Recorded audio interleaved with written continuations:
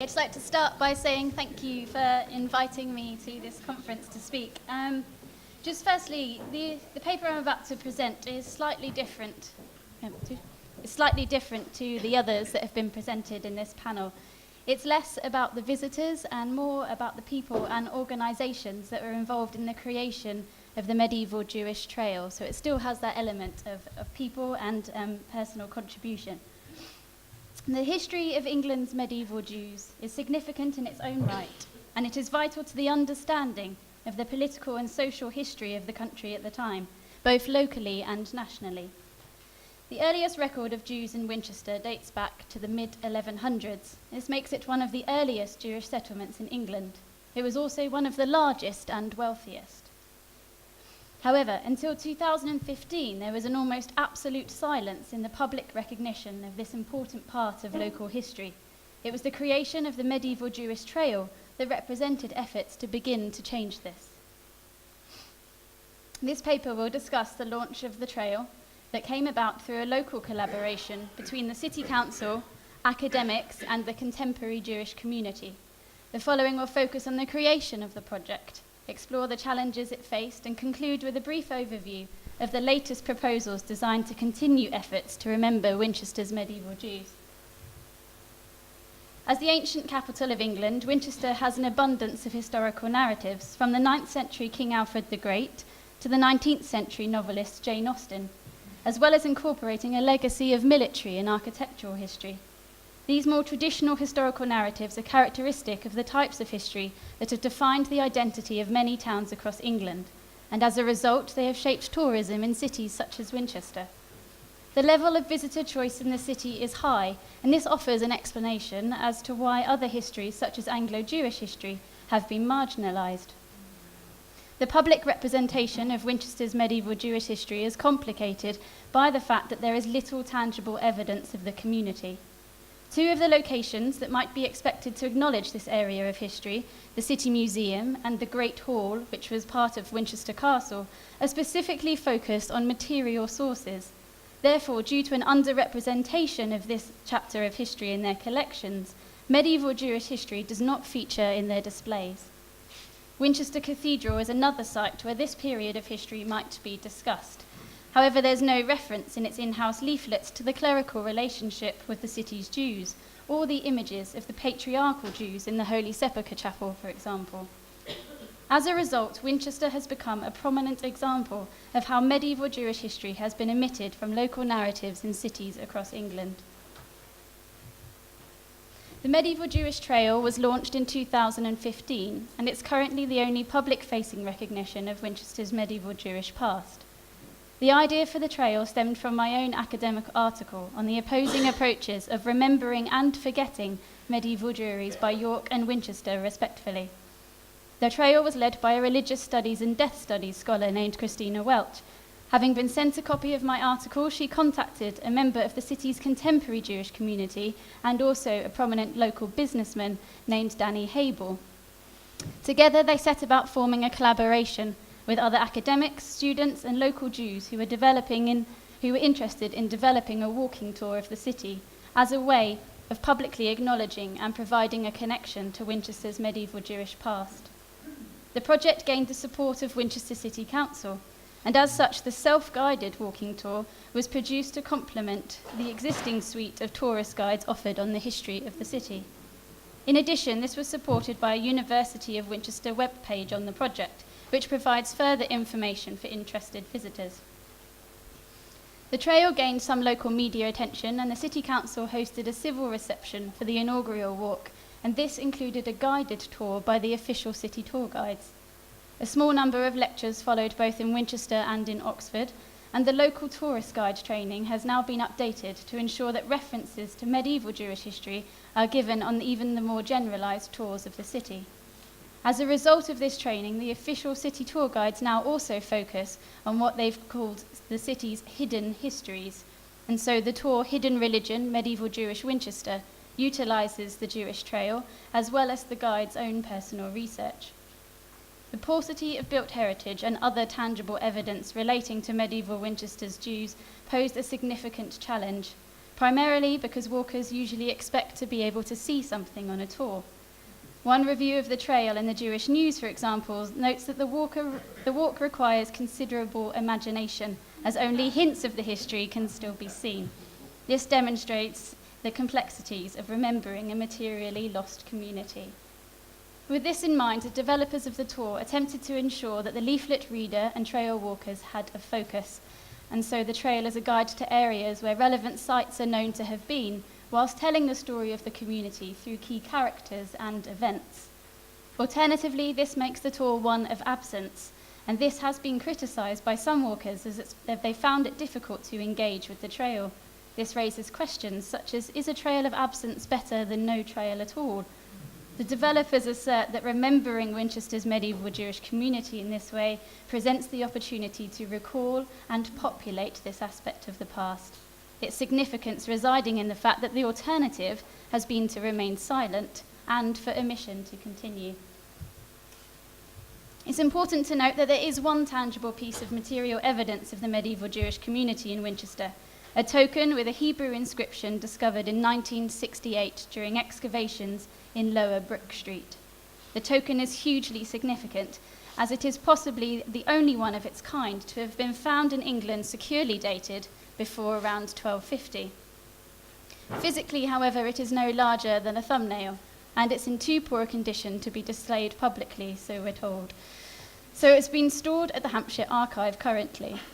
As a result, it was a key concern of the local Jews involved with the walking tour that the token be made in some way publicly accessible, and so it was given prominent position in the front cover of the medieval Jewish trail. The leaflet features other images of the medieval Jewish site as they are today.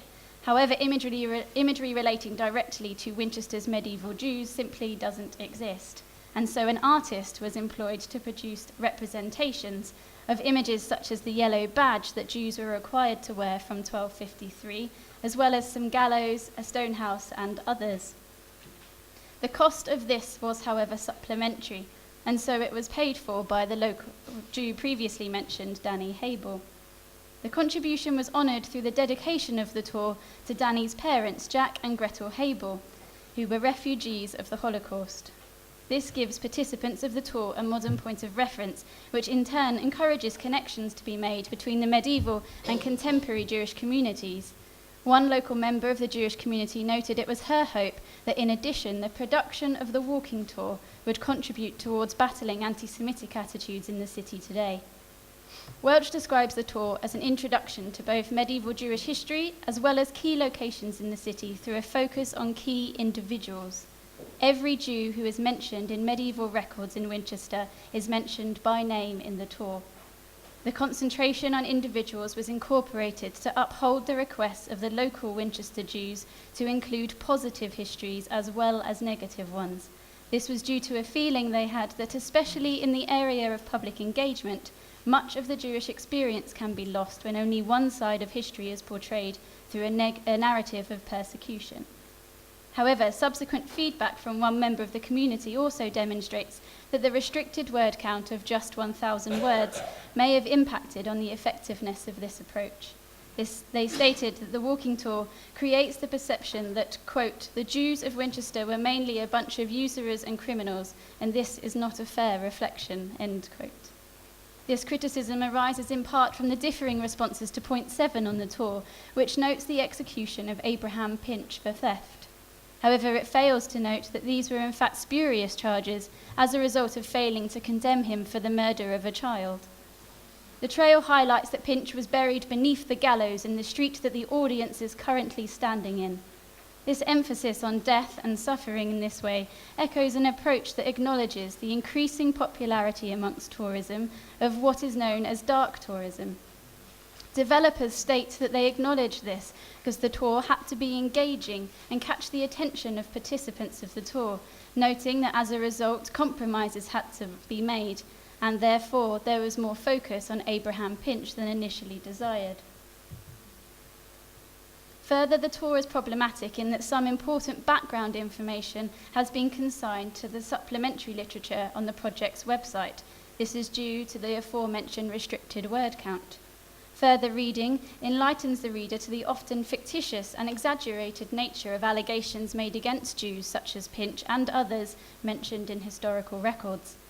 However, negative feedback and suggestions for improvements to the trail also demonstrate the unique and ongoing nature of the trail project, as future reprints of the tour leaflet will include adjustments that account for concerns raised as far as possible. However, restrictions such as the word count will obviously still remain. A further challenge to the representation of medieval Jews in the city was identified following a special guided version of the trail at the Heritage and its Communities Conference in Southampton last year. The trail was largely well received. However, one criticism noted that a more thematic approach may have been more successful. For example, if it identified with one individual named Lycuricia, a prominent medieval Jewish female moneylender. Tourists through this may have gained greater insight into medieval everyday life, as well as the Winchester medieval Jewry. However, due to a lack of source material about Lycuricia, a walk of this nature would be focused around educated guesses rather than known facts, even given the comprehensive publication seen here by Suzanne Bartlett in 2009. This is largely due to the fact that much of the source material about medieval Anglo-Jewry is based on financial transactions and court records. Thus, much of the human dimension or everyday life of Anglo-Jewish life in England is missing. Therefore, information required for an historically accurate walking tour, such as the location of where Lycuricia was born, where she lived and died, remains unknown, thus severely restricting the possibility of creating a form of public engagement that focuses purely on her. So what's next? The head of tourism for Winchester City Council has stated the city's Jewish history had not been previously incorporated into the heritage information simply because no one had asked for it. Although feedback from the general public to the city tour office about the trail indicates that local residents and tourists alike often didn't know that there was a medieval Jewish history in the city to know about. This highlights the significance of the trail and also raises questions to do with responsibility and ownership, which I don't have time to go into here. Overall, the trail has been viewed as a success by the City Council, and as a result, they continue to develop the city's representations of medieval Jewish history. However, there are challenges which may or may not be resolved over time. For example, there are plans to install a series of historical information posts, and this will include one with an overview of medieval Jewish history of Winchester. However, this project's currently stalled by council policies on signage, and these are still under review. Other developments include a timeline of Winchester's medieval Jewish history currently being developed as part of the new designs for Winchester's tourism website. And there are also forthcoming publications that are expected to mention Winchester's Jewry due for publication in the next year or two. To conclude, the obstacles of remembering medieval Jewish history in the case study of Winchester are primarily focused on the absence of a built or tangible heritage.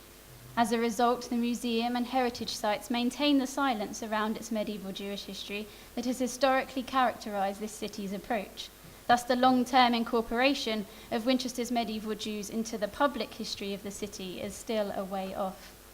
The recent change in approach seen elsewhere in the form of the medieval Jewish trail was spearheaded by academics and also the local Jewish community.